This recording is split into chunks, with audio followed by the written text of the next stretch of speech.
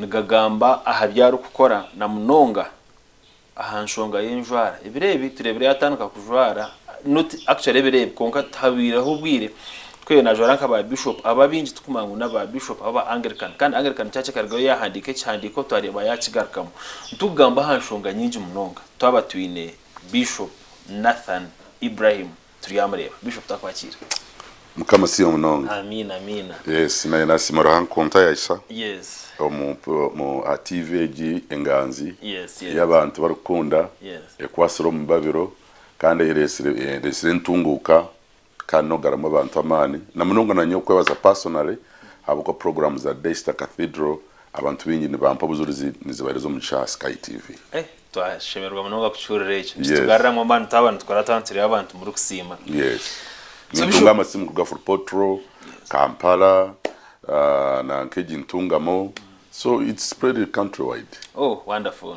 Twashimira munonga kandi ni 20 kusima kugira ngo atuherezo biri kugira ngo tuganireho ni wizoberi ikireki mbona nyenda ngo tutandikireho how is it kushanga ngo chakira hano mu Uganda konka ni mangu nke myaka herukire minji no bori ya America kuno ijayo kache ya America kuno ijayo kache and yet ntumangu church ezabinji bakweta ba mungu mwema ubwiro bwinji nizinzu rotating gira ha vision bearer uwo wagitandikire how are you able to do this kugira ngo no basakuza America kandi umururo gugumize mwa it's what twine na munonga itaba mungu mwema ni pastor okwiruka nka star wayina master ni wayina kigambo ni wayina mani ni wayina Yesu atakuchimanya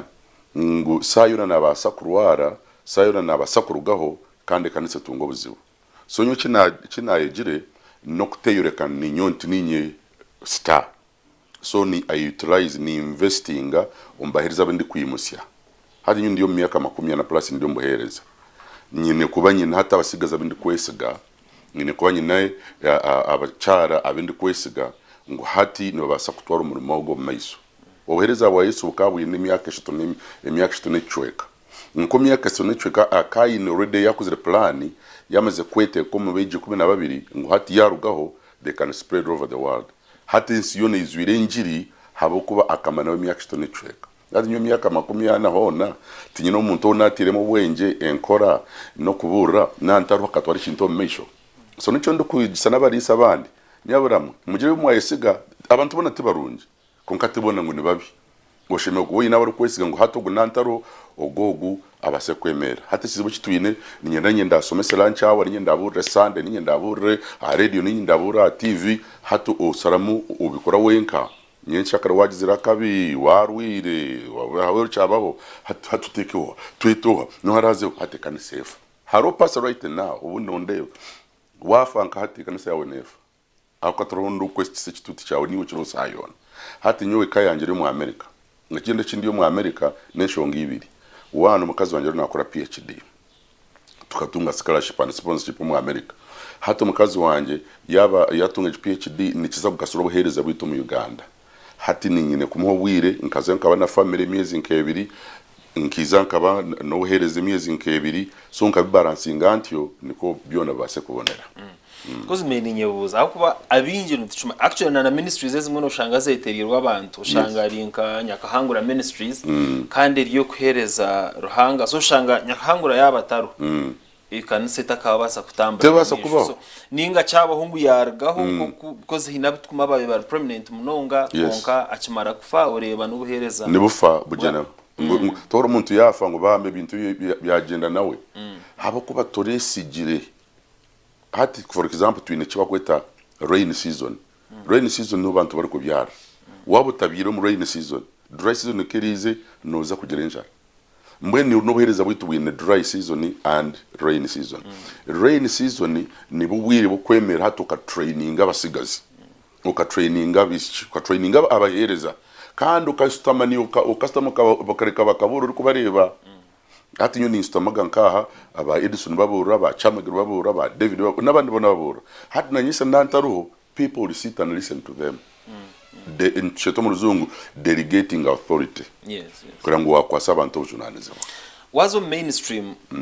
izitweta mainstream edini nkaba Anglikani wazumba Katoliki wazumba Islamu nibabine guiding principles zitwasa kweta nka doctrines kugira ngo ekihe ni kitwazwa kiti transition nine ekorweti bishop yamara kusemyaka 10 argeho azeho ndije arazeho naija kuba natoranwa ahabwenshongeje na neje nabayineki aine kuba na qualifying ati amazuru gwire butombuhereza haro those guiding principles kandi ziri universal by the way kandi kuzukora mu Uganda nkwezi rukora mu Kenya nkwezi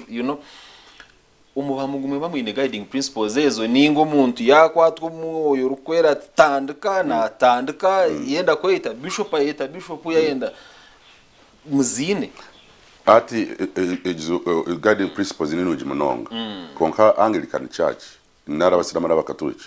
no bahereze myaka 150 in existence so bakatandika bachigruminga Bachombeka had have 150 years in a country, and we don't have even 80, 70. So Chikumaisa, when we get to 150, our structures are akuziri. How got to wait and wait to tandika to kombeka the Bible colleges, Bible schools. So bari bakatandika kare, and we cannot deny that. So hati ni itwe in the next 150 years, noza kwa nolwa structures aba mwema urebe ngo nesintu cyetegereza unari kirukora omurungi but right now no sanga turi nkabatembuzi omutembuzi no kosa bikimwe cyo cyo kwatsa kutunga niko tembura ikintu kiteke wanje ngaho niyo chonga bit what structures zabo we appreciate them ninungi konka we are coming noja ngutechaka bikushanga ngo umuntu nayimuka abokuba nkareba hino government yabe yenda kurete kitiso cyo kugira ngo habeho omuringo oguko umuntu yatandikiramizo abokuba umuntu nayimuka ushanga inenka Mountain of the Moon Holy Ghost Fire Healing Center right achitekao kandi twari bada legal infrastructure hati ninge biragire bitwine tine chikumuzebera tandika kwako baresere kiragero cyo kugira ngo tumanye umuntu yabato muhereza umuntu yatandika to buhereza twareba bingi mwacyo resisting right don't you think obunubwo bwire butine kuba tugire kiragire cyo because obutagira kiragiro tukubaho kucinjira abarungi nikinkera ngo abarungi bakore nko kubikire gukora konka kicinjira babi mwena mwamuro barungi ahabwa kimwayangira kwija ko kiragireje abo kuba ikiragiro cyo kirakorire mu Anglican na kirakorira abakatoliki hati abakatoliki kubize bizana setup yabo kitari kiragiro Anglican bizana setup yabo tikiragiro n'abasiramu why is it coming to the Pentecostals hati it was a family of Pentecostals turuntu ekora mu murimo we don't need that law we don't need the government to tell us what to do nchoko mbajeta non-government organization asiganda bunchati tunetorita mu kiragiro ecataratiro mbakatoliki mbasiramu na protestant so hati ni it we feel we are coming to the to ikab wiri bokubati nkabantu bari mbakura really Pentecost is growing so fast and so big and order turujyo muvuyo bwinji where we are coming is very far turugire hari ebinte biriyo mwene bitukwasa nation mwe tukabikora ubundi no mutamanya twebembero muri kwera atuguiding atuyamba konkati tuze kwesanga twagama wait a minute we need now to apply skills. For example, resident pastor we to Adessa Cathedral right now is doing his PhD. What knowledge of Adessa Cathedral? Pastor Edison is a Bishop Stewart. Aine masters in theology. So no reba hati turuntu ayo nabandi baza kugenda nabandi. So give us another 10 years to come. What do you think the Adessa Cathedral will look like? Hata bana kumara kwega bakega. I knew for me I was called by the grace of God. I got saved in 1983, and then I became pastor in 1985, even there was no training. I joined the Bible school in Keren, the Bible school in Nairobi in 1987. Konkai was already pastor. So no longer hituru kuruga nehare mwenemba bazaruhanga kurango nechitwineho nembabazi. So we don't need government kutugamara ngo mukorechi it was akubateka bichi. No, we are coming up. Wazo wakayanja Robert Kayanja, they've already made their theological college. And it barumba shows abana in the next 10 years to come nozasanga makanisa gari ya order presiding apostle wa born again faith Dr. Joseph barumba kurama Bible school Bible colleges. So Pentecostals is ironekura slow but steadily can through krebichi, but you cannot stop this mushrooming churches kwimuka batari mu order batine bwebembezi, and we are still working on them. nico kuraba ngo tutekaho conferences seminars okuyamba abantu bitu kwemera bakora ibiciro kuko nicyo kinani nyenda kubuza iwe to kwicereza kugira ngo harhabo abarukora ibitahikire ababesherekeremo yes because kila hari ibintu birukorwa butuno kareba kandi abantu kugira ngo bizunu byinshi tubaka barakuzayo people will still go there nico nyone ngire nyine program social media n'ahantu injihona okuterera abantu bagire mu common sense haba kuba ababibatoyeshukiremo na Yesu akakigamba bazuire uruhu rw'entama konko munda ziriye miki emisega right now nazagamba ikintu arokuza kunyanga we kintu kina kunkunda hati nyowe najunirwe 1983 nkiza nkaba pasa 85 okogenda kuboro wa Nyakahangura otine na mentality ngo naza kwa na transport no kuza tukatambuza nebigere tukiko wateshita kuri hamwe n'ubushera turaruhanga ngo yaguruka mushara konkati notera Nyakahangura izo buru wanje ezamasuta zirahi nuri this is a problem akimara kubura agamba mayita kufaringerahi tubacereza ruhanga bahereza sente konkaito atandikira bikaba bitakora ki bitaro nyoyi natancha kata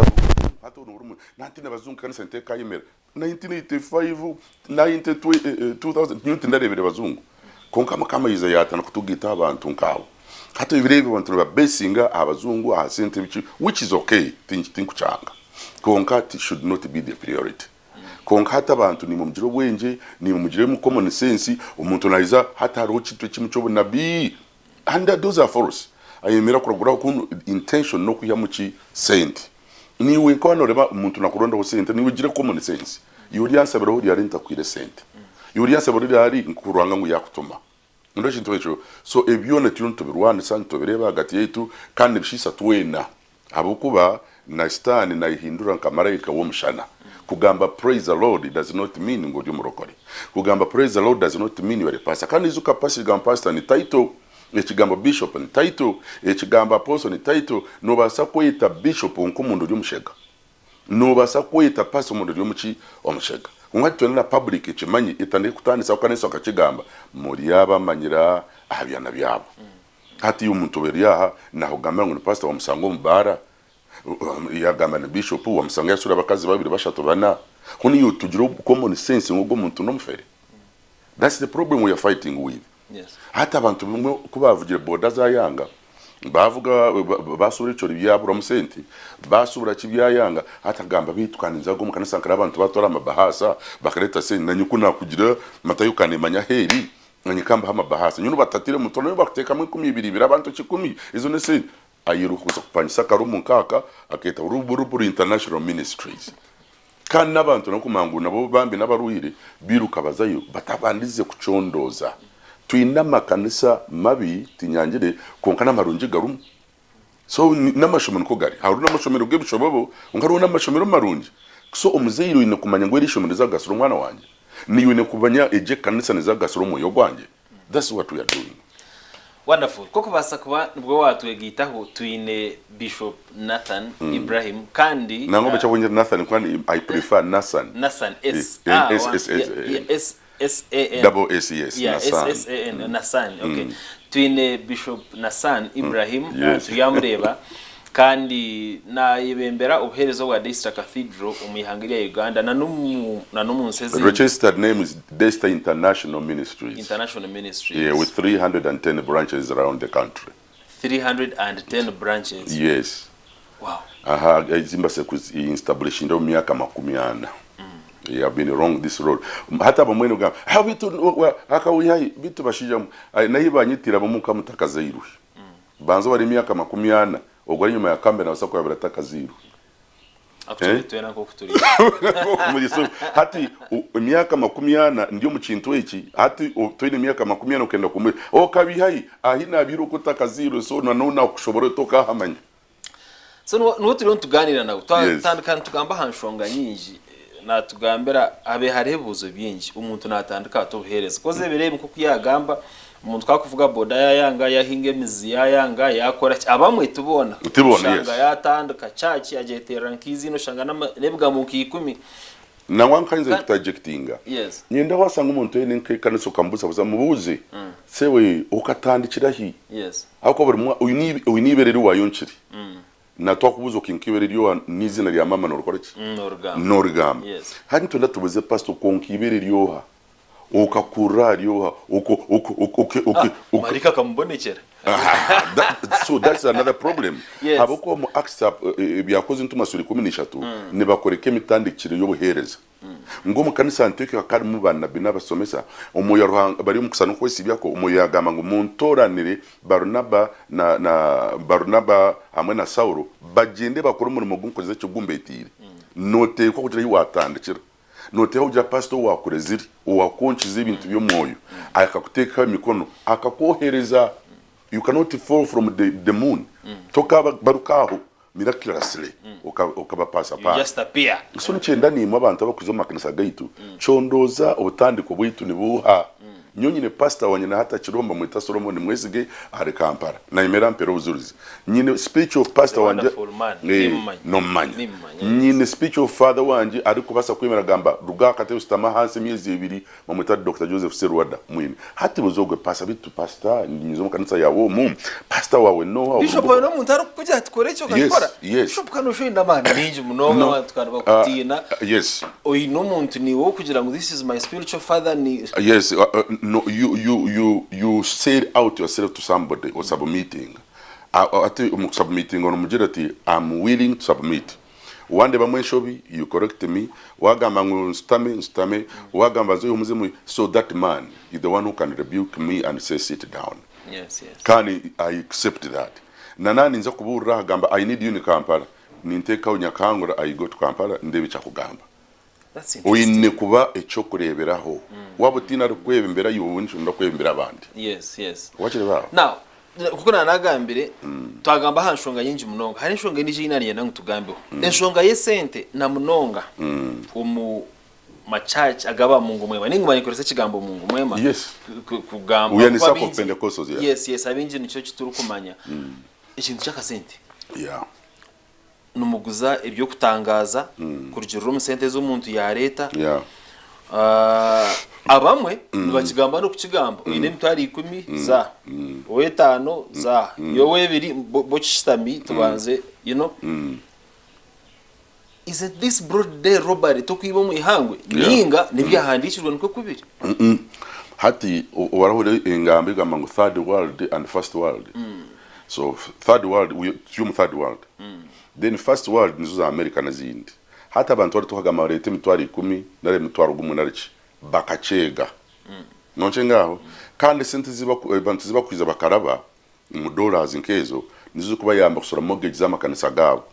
nari kugura ibintu byo kanisa nabindi hati the same problem zibine kunitso tuzine kunuya ne twenda poloti ne twenda kombe kama kanisa nkaga ne twenda radio zemere ntona ma TV nkaga hati unikizo cy'abantu hato umuntu kari kwiza mentality y'inko mu Africa na third world naenda kwatera 10 ndwate ko mukayibo ompora kurungi hati 10 wenka na mangu takaru ya chemsano mu abagoma na mangu 10 takaru nywera chupa ya soda konka umucaci nurakoreki nuratwara hati ko kwemerera okemera gata nyira abantu emitwari 10 kandi bazikwata bazireta hati kuno twine free maturity level of giving mpako ine kukigamba niko bacitegereze konko mishogenzi cinduka nkecho bushuma ngwereba yabyo hati bayasaba imitwari 10 nanta asabe imitwari 10 naza kureta 10 kandi bashabantu no inabantu ke 10 biro mu cyaya cyabante 10 biro uriyo mu ya leta 10 isn't that good enough konko zibare now you have this that's 20 million that's 10 biro mu cyaya this building you are talking about 10 billion this kind of the building you are talking of 10 billion hateka abantu ndasinyizingaye at least in every service kushashura kizimbe nkeche okwemereza ho radio station ni muri aba million muchamanya you need very good money hatu muntu yareta 10 how are you going to pay the workers kandi no manya birebe izaba ku radio tizikora sente tuturashobore waraji tuturashobore iki tumurarangeza beti hatu no yemero gamba shijamo hari umuntu yiro mugisha basanka buri kumuturu wine million ukajihayo bitukanye million 5 kampe yemo konka sounding as if no biba konka we are in the third world abantu bakwenda kwera akase angira tunabagira batu ayeyo kari konko mu America bakakura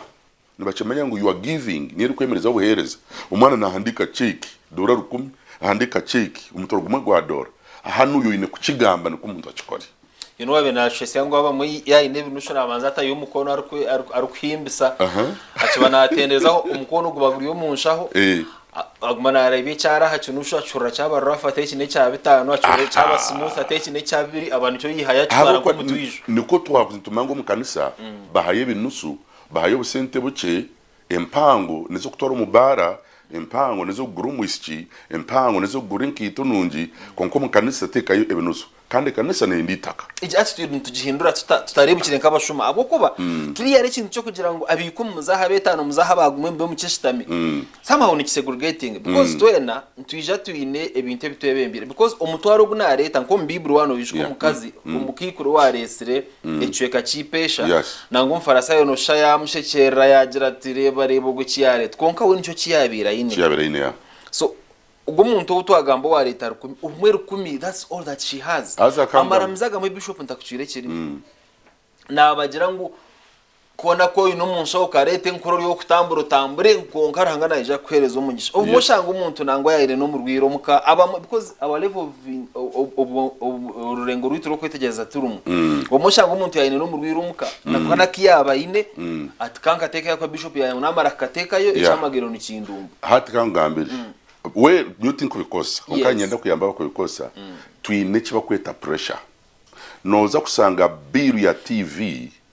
hari usanga biru ya radio hari usanga abakozi bakora mu kanisa n'abandi ziri hari utoka bashashwire hatugamba nkore kisandeji wareshinzwe cyo ugamba kanko se buri kakodiyo kona buri nkoniyo buri sasiriyona ndugo mu kizibweje haza abantu abori kureba bone bagenda basaba mina we bari watsabiro mu chabata konka pressure sigarari past warashinzwe cyo hata abanyakuri mbagamba ngo umuntu mubi nakwebesa ruhanga n'umuntu atari kwayo mu kanisa ye nakuretereza kugamba kubi nari kushaba kubi sente tindi kwagira ngo bapasa musabe kubi sente konka nimo bakrustayo mu mucemanyo ngo mu kanisa ari muzabiru zo kushashora mumwe mucemanyo masanzi ngashurwa mumenye ngo amezi ngashurwa mumenye ngo nabana biniza renta bakubahereza bana yatera kurunje ngoma umwana yatera kurunje kidongo bana umwana yaramya ubwo umwana waramya ayino umwana ndakuza ishomento ni kumushashura ubwo umwana watera ingoma nawe naenda rendi za rendi konka kandi waturetara 10 kandi waya 10 wasigaho mitwari 10 mushikuru wakwataho gumuka guteka yo inkasanga sande service twino busente ikikande takendo kwenda kubashonshomera tindi kubashonshomera konka ni mu muce haburi wano izo ati nkiwe ngukundi kureba wiza nko mukanisa yanjye ize ni mitwaro nk'etano na wareta miliyoni kiri mu sitani hati nkureba wiza arubun kubareba batine nsodi arete kinkumibira kanagari ndebe koti ndebe suti ndebe ta nganti wonka wabi umuntu shara kunyerera kongesha uzita kunyerera shanga just wanyerera kongesha yeta ari kunyerera so shanga bugumire and again I would want to ask is a sentence tukurana because hatu wareba nka the hierarchy of the Catholic Church I'm sorry kugira tindiyo ningezo ku comparing kugira ngo aba nibo bikira bati bashyikire konkore ninkoresa ibyo kurebera hebe kumanyo no shanga for example kankoresa nka Anglican Church shanga kitabe kikuru kiri Canterbury oshanga no mu message yarga Canterbury ne shuma kurabira mu mataji mpaka ishyikire aha kanisa eriho umuburuzi na mukuru w'abakristayo ikanaha mukebezi ikanaharinya ari kushabira kuno yahanze na washanga projects ziri kubaniza ukorwa for example ushanga kanisa ineke kintu cyerine ukora nkahabu ishabureberezi nka namirembe konko shanga ni cyumanyo so sente zezarundanwa hari St Paul Kashin Church of Uganda niza kuzaharisha kaba na kidikonare zirigeho zebweranyangi diocese zirigebweranyangi 7% ezaha province ezindi ushanga zaza nkabweranyangi girls sente zarga mushanga batandika runka mission hospital yabayatandika bureba nkabweranyangi girls yazaho Catholic Church reba Mary Hero bagitekaho Immaculate Heart yatandika imwe z'umurundano bumutagira structure zuzankahi ahabwaki burikire kona nituzaha kurunda no kurunda konka ibimwe tutarukubireba for example there are not so many schools za Pentecostals there are not so many hospitals social services turukuzireba so we are only giving konka ohireshara ntureba cyangwa kirugar kom community yes why enshonga nitsogaruka hariya emyaka 15 n'emyaka 5 siti tubikora ki tubiri kwingana for example hat structure yitu nko kweli itwitwe how do I get to the bottom kuikoma mtu hands twine kweta a local church kanisa ya changa ine pastor hato mchanga echo tukuretingamu amakanisa 5 tugeta assembly. Assembly ejo itunga chiba kweta assembly pastor nabana tujika amakanisa 5 mucheke echo hata 5 assembly amakanisa 5 nabo ga kanyu muchweka gababi nangahi na 5 tugeta zoni. Hata ejo zoni zitunga zone leader nkureka in structure ya this international ministries hati izo zoni 5 wazitera niziba nshanzuni 5 hati zoni za nshanzuni 5 zicreating a district hatunga district supervisor ogano bishop because yeshumishe we kareno yemeka ba bishop kandi wa bishop hati na mwana ntinde kweta bishop na ndikweta archbishop because I know you have bishops below you, so we have bishop and senior bishops. Okay. We don't call them archbishop. Echiwachi tungaho hati tutwatunga nshanzuni 5 zakora district hata ugu district supervisor ugu nabari bishop hati izo district 5 nizukora how many churches nshanzuni 5 times 5 yes, hati yes. Jeba region I think that's 450. It's some 200 it's supposed to be around because 75 times 2 that's 150 times 4 is 300 plus 75 watching yes. hati watunga a senior bishop. Okay. Hati nuhondi yao so hati nayenda pastor wansi tuundu kujenda directly I will get there kurabo mitenderejo inakoreka. So hati sente zitu nizutu soroza hati for example tubase kurya mutumbi kubireberezi niko umutwi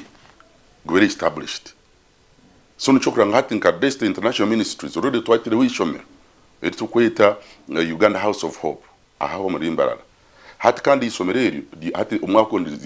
ndiyatandika chamushanzo ecyuma isomwa kuri kuza nzakutandika senior 1 hati nabona bakatuche na protestant that's how they started. So by the time we 150 notekatike nzokwa turinkai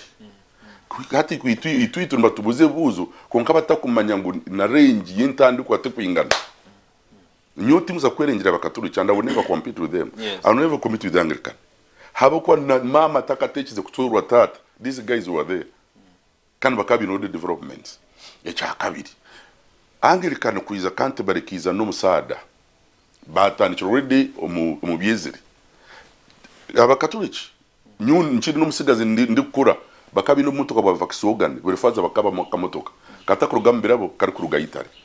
bakatancho musada bakatancho bintu byezeri hati itu nitandikira hashara utandika shara ruhangayika garukamu okiza kutunga ubandizo mu kupangisa akazuku kutunga ka 50 by 100 uyombeka ho kikarabaya utungitaka ugendo tono yongere and where we are we really thank God konga kanusha nabwa hamwe ari nesho berukorwa no shanga pastor aine church erukutora konka parking mpenko ni ya miliyoni 3 ningo shanga narara unko mu paradise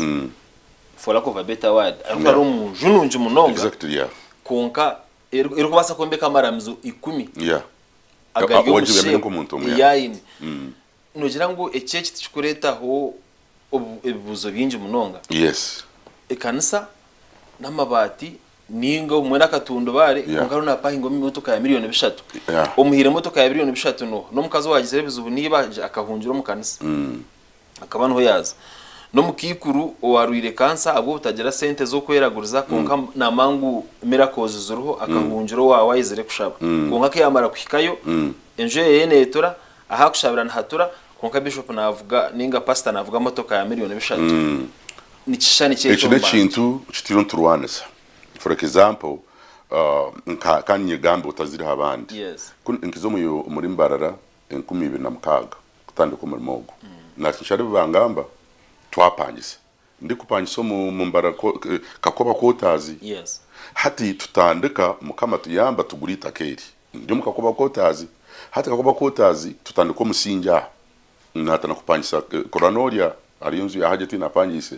twatana kumbika nisi twagiheza nafuro kupangisa nchiro kupangisa nagayo naza umuruti napangisa umuruti esharanje keri agent mukama tinda yombeke enzu yanje iyo kiriyo mushaka nari turiyo ntupangise namugante mukama kundi yombeke enzu yawe nagiheza nayo nyombekere so norango priority yanje ni ruhanga not myself konka izuka sente ninyi na benzine tinabasa kugura poroti tinasa kombeka enzu yanje eyindi kwasa koraki korako byamama So my point here is kuna enzu ya mukama yawa naganta mukama tinyombekera mukama nyombekera enzu. So right now tindi kupangisa and God has blessed me with a nice home. Konkaro nganu yakoze leki. I made God first. Hati nyine myaka 10 ombuhereza nyo nivuga motoka yiwagama nke ya milioni 3 which not money raised from the people. Akwanyu ndio mukozi. I have business. Koza nshiranye nangu tukizeho ushanga umuntu ecyakora no chachi so umuntu cyo mu drainingira abantu ushanga tayine kaduka tayine any profession inga no byagishomere takuju practicing so the only source of money no mu kristayo uija kushaba ushanga ya mu draininga mnongo koza nanjye nango cyo tukigamba uri unohereza example yo kugira ngo iyo inebinde byo gukora nico nanjye kutana cyari umanyo utahagambira ha muntu iyo banzo abantu cishani iyo no shanota hato muzungu mwakambuza ati kanorara umunzu nungeji kandi hari wemfuzi bici manya kugera imfuza rubazo ticyuma sangura arenzara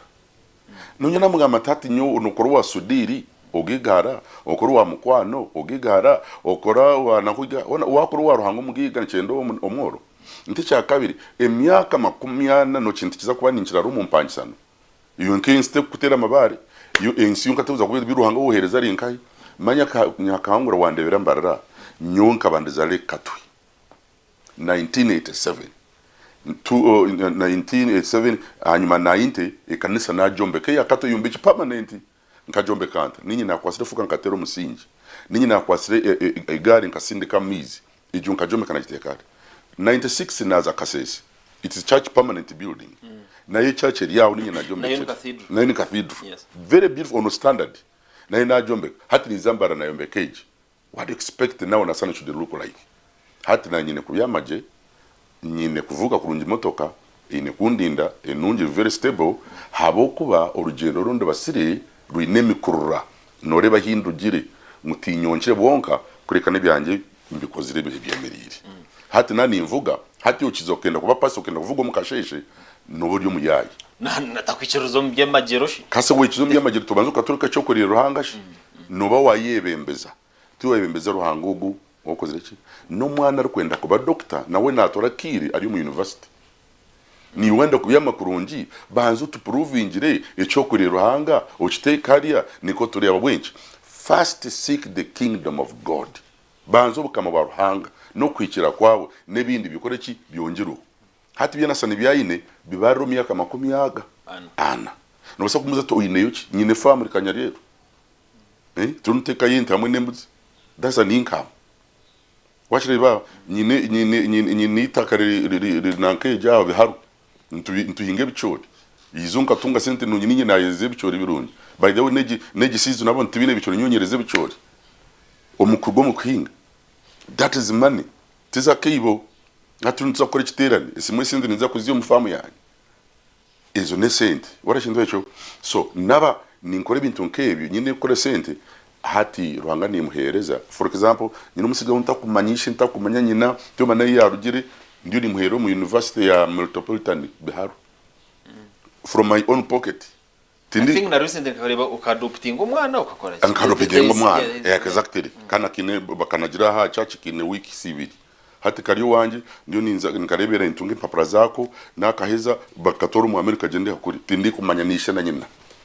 ndoroje ndo so haruha abantu abine bigendererwa ebibi konka twinaba ine bigendererwa ebirungi yes tantu gamba bebigendererwa ebirungi na nebigendererwa ebibi kumukugira nkezi seminars ninga nkimwe kabebembeza abamazuru bwire buringwa and who are highly respected abo kwa mwine record rukumanywa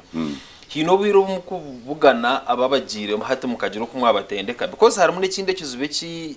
community eri kureba incidentally abakazi nibingi kucyara abashijo maramizaga and not only born again churches bonka across I don't know why abashija abachi abantu ikiriza munongo mukora kucyuro mukwikiriza tinkumanya abakazi mutanakire kubajemesa abakazi abeberebi abinje na munonga abo kuzomu born again churches no shanga bari more obedient to their pastors than they are to their husbands is wrong nubwo akuba ibaye arukubi ariyata onka pastor kayamuterera kandi hata hakamutahasimura rutarukam nasiga hikiba yamugambira agenda agabuririba gangize bisiyanka Biblia yagambire nguraraneja kubinanka konka yamara kuvugana pastor wakabana harabaho asimba amajo ahombeka inama man of God abana bari mu kabarwire ibari yahamurumo konka ushanga ngo because pastor yamugira ati tugende tuzi kugira ngo ahitwahereza asiga abantu muka agenda ushanga tarina na strong enough kugambira pastor nyina abantu mukabarwire they are more obedient to you than they are to their families tekintu cyakabe kandi bible negira ngo abakazi umuro babashija mukunde ataba kazi kamboro berimo no bakuciro ko bakorobera haba hariyo pastor even including myself uri kuri kintu echo no shenyeka yabandi and you are not a leader kanisa yona etakatandikiro mu kizimbe nkeki netandikiro muka. Yes. So every good pastor ashinkwa na yombeke kanisa ari kwinkarejinge kanisa okombekeka. Kandi uri mucyara orukorobera pastor wawe okukira omushiza wawe hati your fake Christian. What is charity begins at home. Yeah. So kana pastor niwe reka kwenda kuhinduka malaika niko abantu bayika kuramya. Be real. Bo muntu wabukiro. Nyoro hanga mpiro mugisha. I'm really very blessed man. Kunkati ni kwenda ba Yesu wana ne binyine ba Yesu kota ba bodyguard teka waka goye yatambureho mukwate nkino mukwate naka abamwe toyine nakagari nunda ba bodyguard abantu mu muna bambuza bitukotini musirikare wawe bafutsoja ati abamwe bambuza kotini musirikare anzu yawe ngamba bitugoro ukunda kunyita karabe nitsibunanye tangambira kagina nkamwetesiza nyinyi nturi niyo no businji Echiko abantu batunga bako barinda habo kwa bine manja banyagira abantu nzabo banyagama kazi babandi bakoraje hati nyoni nyebuza nanyi nekizibona umuntu ngambira nkwetesiza nari nkurihiri konka tuturane no buki no sinji because araba kaza nabunkumanya amaka andikiriya regashenjire ushanga umushija we akanga akaremera umudine ya kwimangunu yakire kuba naramizamo konko mukazi yarokoka maybe katugigambe yijo mu Daystar atoshanka pastor wa Daystar namugera ubwo mushija twarahanga umurigeho kandi umukaza muhurira mu rugo ninga bamwe abantu ba dating uramya ngo I don't think this man is is your right is your right to rib and yet ubwo mukina mukunda nakora buri kimwe at the end of the day umucyo shanga yambara n'imyaka 20 yise myaka natana atashirwe because pastor we yakamugera ngo uyabira in then akabata hikira habwende amyayobe yarukora myama amwe babazire no kuzara konko shanga pastor nagumana amgira ngo kota kureta mushija kota atumushija yangira togwe tuwarangaraza kuremesa ubuhereza ningo munkaza kibanaza akakuburira umushija yamujya ngo why don't you first give our family priority ukakore iki umukaza kigambira pastor atogwe yakuremesa ubuhereza tu ubwarahanga arga amusigaho uko kushenya makoko izuka ntona kutandikira kugamba ngo hariyo aba pastor abarungi kana ari aba pastor babi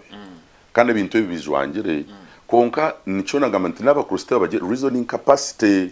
bimubarokoremwe abari kujunwa mugiro bwenge wari umuntu ari kwenda kurenge migoro kutaho mukayawe hata ugo pastor nanda kwabisa every good pastor naza kwinkaregingiwe korobereka yawe omwami yagamba ngo hata zakanisa nyindo nkorereki nyabaro otakateze umushija wawe kanisa abako bwenge nabone bwetengesa ubwo mushija kunde kanisa arebe imicwe itito pastor tugambire twine kuzo mutsibo tukararayo abarafutekera abana kwito turi mu kisimba kandi ubone wasibire that pastor is fake pastor tasemera kuba nazemesa eka yawe pastor ni kuba na encouraginga eka yawe nyoni ngambira mu bantu mu Daystar Cathedral nti iza tushabe kandi tusibe konka wano mangu inozo nazomuka is at least for 1 hour and you run and fulfill your obligations nico cyini kuba ni cyendo bwenji hanyuma banabi abakubasa they can continue praying. It does not mean ngo abantu bona nibaza kuza mpaka bas no ensho tukazikora uko yitwa atenje kujunwa mwenso binyisi twakoziri tukatusiyo mukane soraro siyo mukanisa izune ikizikaziri enshobi twanya mtuzigorora nyunga gambira abantu banyi nti nyowe kumura ni nshobora ni mpinduraho emikore either ne basako yabire chamire even up today we are still learning. So twantushobora ebimutu kara twabitere kandi kikawachindura ubunareba mwenshobi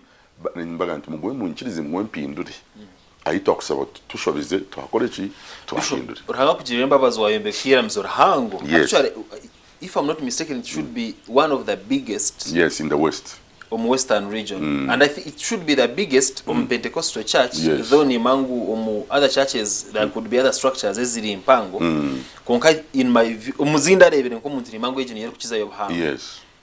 konka n'abarwira bo kuba barumu shana kwe bakendira konka nabo tubake they come with mattresses ijana bintu bakampinga instead of going to hospitals extension be yamani hati I'm glad uri wa mahuri yes oizoize mpora ozo muchachi mu desktop o first tukabubingamo mukabibinga abaruye tukababingamo tukabagambira wala wenda kuba hino kushabirwa ubundo panje soko haba ko tukaza kusanga bamwe bakaciya mu rwekwaso kurugo mu makagabo bakafurikira mu kanisa wale marenti wale marenti atindwirechi hatugamba no twine enough security wizo gamba izire kushaba ne tukwamu ka doubt kina kunkezi after 3 days ogambira wishe muwarenzya wano shimukuba ineka shimukuba ino uzuranizibwa ushimukuba nokora neka nisijine nda sente zawe hatukora stamaha itwi sente nzokuzikuye tutezira tuyambi so we encourage tukatubikora kuza encourage hati kibizira abarwire hakanisa yitune yo moyo abarwire turabiza bakira no we were killing them tukatara kuba yamba until twagame no abantu aba nabashema batakatsanga ni turi abashema tuna tukahinduka abashema rekabize nk'abashema twinduka abanyabwenge tubayambe so if you are here to pray yebirebi nibikumara echakana bituna abanyankuru twabagamba ngo wizo ryo mugenyi echakana mbakwefuka hati ni tuchakana ntukwefuka gende ido mu irwaro gende ugaruke mu kayawe gende umusirwa waze kwinga sande kuri zuzina na offering ekanisa neba it's interesting kumanya ngo chikaro because chika cyagambwe ho mutawu nomu ngo faraso wa desta go faraso abantu abukurwara baze and actually abamwe ushanga nembazi bagirga ushanga umuntu arinka HIV positive konka because pastor mugire ngo wakira argaha nembaza gi and actually some pastors not necessarily about desta ushanga bagambira abantu ngo argaha mbaza ukozo tuine kwikiriza uko mere mbazi kimanyisa ngo you don't have faith and yet nabo koreje mbazi ubwenje wavahire no ruhanga yes echo chidedile nanye nkachikoraho nkareba pasi umusigezo mu yarugambazi ati nyu wasabera nakira nti mukama si mutwa n'obuzurizi a few days yafa nkandi reka toy and it was very heartbreaking kurugo we nayigishomo nagamba I will never accept the stupidity of the nature of the kind so abantu bari kuiza mugamba o HIV no nda kinyina ushabire mukama ntambire katu kushabiri konka nembaje gume kwisihori kirura ukaba proved by the doctors then embazo jikoreki ojirechi konka doctor taka kwire proof itu tukuproclaiminga nari ku announcinga ngo kozirechi okiziri I like that transition. We are doing so many changes hati mwa abantu akora program eji tumura tucengire ayituru kurugana hari enshobe tukiremo ni nyingi konka no kwiga toyigire na experience nabo mushomesa namazmu nyona raribiriho umuntu ndere katoko nkabinye mizimu kahurira huru mu rugambo ngo wakwato muru no kanga umuzimu gugenda na kwato muru mushira nagumukangaho akayineberezo byona nabyose kandi ibiruzi mushaka biyazi nyunka nyenda kosyo muzimu that was ignorant maybe muzimu kaguriyo ndereje so I missed that ico nachonka nkachikora taro chinta koziri what is it? But along the way you have learned. Yeah. I don't need the fire to cast out the demon. Umuntu gokwata Bible ugirita ngo debe cyecha ruhanga cici uteka maraka ogamera abantu waza kubyama yisegure Bible all those are false. Bino tukabakora. Rero hakahanga anointing oil. By hope nuburyo mo ngwine kubana kwata mutu teka anointing oil. Ninchona gamata abantu. Is it nuburyo mo ngwine obushobozi bwo kwata hamute because I can tell you I think nyonyine mwe bahaji because tubune mo nankwata mutu kunsha. Exactly. Ninchona gamanti naba kristo baje mu reasoning capacity. Ogogo yaza kwata hamutwe. Kamba hinke cyo kurebera umuntu nabana batunde mumba akugamba mujemba wo mukisa mugenda kufuna sente ebigire byo bimunuga biri ekanzu eine bituri hati we yabunchi tabanzo mu gisoko kagwehereza niko abona kureta ni tumushogo hadi ni ngambira gabantu nyo abende kweta kushabera nguranga bayesente nyo kabanza nayisabera ranga yazimpa hati ni inferior nguranga wampiri nimba sakusabira ondizo umuntu nawazibona konkandi ya hano reba nawande ba face no gireba hwenjara nawande imijone urango ni rugo mu kizungu nawande binki tunurango na Jason se chikwasi ninza kubasabira mutunge bizwaro timbanga nkeshabira byanyinga bitunga so ni wana kutuma umuntu arakushika amazuta uwega mukoriri bishop rumuteza abantu amashanyarazi abo kugwa hansi arabantu majangu harumba pastor ukuteza abantu amashanyarazi ngo babi n'ubwoma hati muteza amashanyarazi agwa hansi no moyo rukwera ningana muteza abantu yaka hati n'abayakatuba katoka bihamu ubundi bakatinka murebaga konka watayinongo amani garonga garufu wanu chigamucharo chigama muri yateke mikono ahabaroire baryakira that's biblical echa kabiro mu Bible n'abagwira hansi abamani garuhanga bakoze ki baro so hariyo bakatemba meni hariyo n'abariyo nguru stage managing obujurizi nabo bariyo umuntu atebye kintu nabo bariyo ubona bakutebya kurungi nabo bakoze ki bari ibintu bintu bizwangire konka nico nuko abantu bagire common sense niwe kigwire no kimanye no kwebuzabuza konka mune toka amangwati ndiyo mushiza n'ikendo ngo banze bagame ngo no mushiza cyane utunge common sense ngo no mushiza na rogo no muki no mukazi so niwo muferi mumanyi kandi uranga katoreza ikintu mu mitema yito mutima ngo ndace tubane conscious ekintu kigore no kimanye hora wakidoutinga konka kandi ufa kubukikiriza uyanga konka naranga nakurabura where you are is the wrong place ubwo no gamba nawe tayikire ngoriko no kuteka mikono tayikire konka mpako mikono umutokora ki ugutekaho kandi result bambi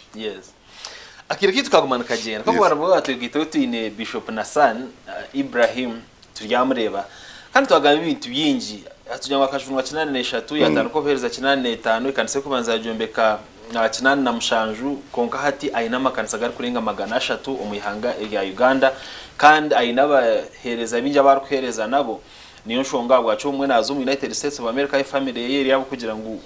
umucyara ntari kushomera umukazi ntari kushomera na family ni yeri kunkubuhereza kuntu bugumana ubutambire yagamba ashonga nyinji munonga yagamba abantu abo kweshereka umuru ba pastor batari ba pastor ahabwe bigendera byabe besente nabo kufekinga miracles yajya ngo tubona konka hina baro kandi yagaraka yagamba habwaki bahakanise kiragiro cya government cyabenenda kureta mbuyabenenda ngo bagire umuringo ubwo umuntu yaba mupastor ari kugira ngo na edine zindi zo ine okuzatebekanise byazo then government ekija ikaba niyo yayakira ibari batebekanise so ari kugira ngo nabo baherezo bwiye bagire ko batebekanise nindesha zitizagumana zirukanga nani nyenda ngutuze ahanshonge ndijo ukarebuka ho munongo makuru na munongo ubwo bano yemeka ba bishop muri kujware myenda irukumanywa umeberagiro ibi ya Uganda designated kuba nejwarwa edine ndisho kingi abantu abamungu mwema ezedine ezitwireho numbana muzigamba kubi konka tureba hatu mutandikire kujwara nkazo umuntu ayebuza kamutaba bengenje umbenyenje umurunda muki ahubwo akina umujware bye bijware already birukumanywa kuba biriye bya Satan religion aza hari umuntu waraga uriya program ga tio ako agwe chibuze cyo ya konka izuka wagama ngombere juru ya Uganda ibizoro bikabiri byabo konka kandi wasoma mu mahura gahati ne bakugamba ne buba bahanikisi so tibiri mu berajuru ya Uganda kureka ko barebe twazwara biruka baza kubi registry URSB cause ni magu URSB kabi designating akebya konka recently umyezi note has not be so bitari mu biragiro byaci bya Uganda habo kuba tibizoro bya Anglikani icunchinde nyende ju ngiterezi ebizware ebyo tibizoro bya Anglikani kuyahimo kumwazire kubanza kureba umunsi no kwetegereza umunsi mukabanizare Anglikani Pentecost batakizire Pentecost coming in Uganda 1961 konka kuri myaka kuri Anglikani ekiri nebizwara tekwe so hati ubwo bwa muzabwa ngo ne byangirikana haba kwa nuwa banize kumanya konka ibyo bizwara nebizoro bya Bible the robes by the way no chikora simple ndabara kutureba ni wenka age Bible it nergo mu King James King James akari umukama wa England kandi no Anglican ho rukomoka so ikikumanyisa nimuza kugeta Bible ya Anglican n'abakatolika bine yabo hati to Pentecost bine biziba hati twaza kusomera kana rebera I think Pastor Chris ya Colombia mu Nigeria nawe hine yahandikira mu version ye kandi nawo muhereze myezi nkeji hwiri yamaze kutunga absent yayihandika konka my point here yateje ni Anglican konka the truth is it is not an Anglican Bible nekigambo cyoha charahanga so hateje Bible yo kureba niyerimo bizwaro mwe atwana tugikozesa tichuma sanga tukozese kigambo bugambo ebizwaro tubireke kandi abakiba mu murimo mwabe mu bijuma kama aba pastor nka bajuma nanyonka bizuma nanyeganyire ku kigamba ko kari kabijuma nanyenka bizuma konka shi tokimango nangerekani ekazume byeshongoro byo beshongora hati no kimango myeshongoro itu kweshongora iyo kuguruka no kudansinga umwangerekane ketarum bakaba giteye abagwiraro konka tugendo rebe kiri no kimango abinge mizimba akaba tare bangerekane konka gendo rebe kibarokoro bashobora to mukaturiki tako binge mizimba abantu bahagwansi bakekuringa hasi bakakira abantu bakatuci bakabakorebyo so haro bibazumire bari bakora haro bitwazumire hati ntuyuntu bikora so takarebera weakness on one side right now izorebe natamba Yesu natambira bona chikashitari chabangerekana chikashitari chabakaturiki deba bagwira ru mazinira hamihanda aro mwangikana tara amahanda hati lunch hours kaziriza bangerekana overnight kaziriza bangerekana nara bakaturiki konka genda amataza aro lunch hour kashatu yubuze kuriya ari uko wabashobora ninkahi bahita bata karama genore bikoroyo bikabita koromba nabo bakaturiki nibeboza bitu ogogu bashobora nakiriyo witu narakahinduka so aro badapt njiro witu babiriyumba because aro witu adapt njiro kandi bikora I'm not opposing it konka bakaba bizumira nukuna binzumiri itu tukatugamba isanga neriyembo ukacegamba ngumba jware ngoro kanezemba hati biragiye kureba na bishop yagitama so understanding negenda nayiyongera uza kusanga aro binazumira mbutamanya konka kandi birinkahi biri mu Bible yahandiki tumwa kubiruga ho bahandiki kandi tubirugaho kasi twabiruga turuga Bible nchonje mu Bible twagiruga. What do we do with the Bible? So no bahandiki sero mutekwa goma mu bijuru. Yes. Because ni mangu ya RSB ebi designate by advertising no advertising mu papara za makuru uko enda kwa kanisa aba ko bari tweto muko turi yaboreka batoreke. This in the Bible is Bible for Anglican? No, it's for who? For the Christian. How about we never know Bible to bitehi? Bishop, why are you controversial? No. Tokurga mu makuru Bishop. Kandi ahabwe nshonga izamwe batarugamba ho no gamba orohoze gamba nabwe nijo kareba no rumba for lack of a better word. Nanka pastor bujinga. Obwasha ishara yo murro yo nkareba wamugarkamo. Ryari ibintu kwenda ngutuze mu deeply because unfortunately abamwete barwa ikina rumbire bujingo teni kwenda sise umuhanda gwekanisa akwa bujingo ataka general nkandi yo muhanda ogo so bimutaka nabana bimanya byona nawe nayega hati nkito abamubandizo mbintu ebi twine kumuhabura genda mpora tibatwaza batyo Yesu akagamba rakutere musaya omuhindura umuci ogundo mushaya onka wiberoti bafe tikiri munon tikiri mungenderwa zekanisa ekanisa neyo kusasira ruhanga yacyokereze Sodom ni kantora ngo ruhanga actually na nijo haka haruho Golden Globe nanka ibihembe byo kuhereza abantu abo intaranta bakozire byamandi umuntu yagamba ko baharuhanga atomo umurugukize bintu gwavumaro twarebera abakristo bashemera bambajya ngo ruhanga nkabereka ngo ayina mana so hangara basaka bacyokereza amahakanisa and we know he's a jealous god ahabwa kina bujinga ba muri yo maraka ba muremere ko umuntu atako bahanga akagiro kuyababonereza tayine rusa kashita tabokize ngo ngagize ngo ruhanga bakoreho ikaza kitiri omuzigu wawe omuhe egirasi yamizigo kunywa ari gukora kubi omukore kurunje we ruhanga karabikore n'uruhanga is a supreme god. I will never share my glory with the people tinga bana kinsa cyanje n'abaci n'abantu so hati y'umuntu kore kibagambere kora hati orasomera mu Bible romu or talk quoting a Bible in 120 tugamba ngo we are talking sense babi negamba ngo ekiniga kirikora kwicira kwa ruhanga hati bujingo nabari ahore bamugambaho agire kinaga hata kisa producing ibintu bitari byo hati bapasa bandi basetinga baka batina kumugamba ati nyonkiza ningenda kumuhabura namugamba bugingo according to my experience tindi kwena no mu kugamba na ruhanga na Bible according to my experience oruhire habo kuba notandika urukubanza mpaka urukubanza uryakatuti orugacibanza mpaka mu bizo yakatuti oruga January mpaka December yakatuti notekwa kuruha mwene wa waruhire noza kutandika kugambisibwa ogamene bitadiyo mwene gendo humure utunge sabatiko umu Anglican umu Catholic umu Pentecostal n'iki bakweta sabatiko kumuraho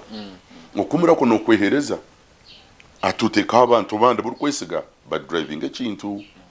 utakata Dr. Shordon nabari aho wire bwona baza ho muri naza muri ivu